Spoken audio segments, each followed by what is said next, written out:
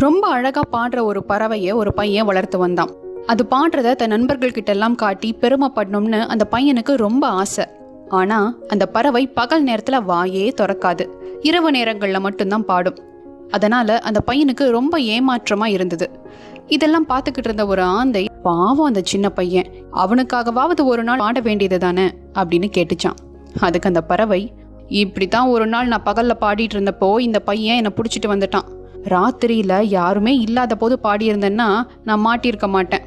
அதனால தான் நான் பகல்ல பாடுறதே இல்லைன்னு முடிவு பண்ணிட்டேன்.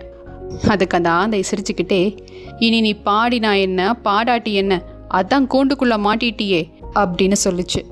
எந்த ஒரு காரியத்தையுமே செய்யறதுக்கு முன்னாடி யோசிக்கணும். சிந்திக்காம சில விஷயங்களை பண்ணிட்டு அப்புறம் இனிமேல் இதை நான் பண்ணவே மாட்டேன் அப்படின்னு வருத்தப்பட்டு எந்த பிரயோஜனமும் இல்லை. ஞாபகம் வச்சுக்கோங்க, எல்லா நேரமும் நமக்கு 2வது வாய்ப்பு கிடைக்காது.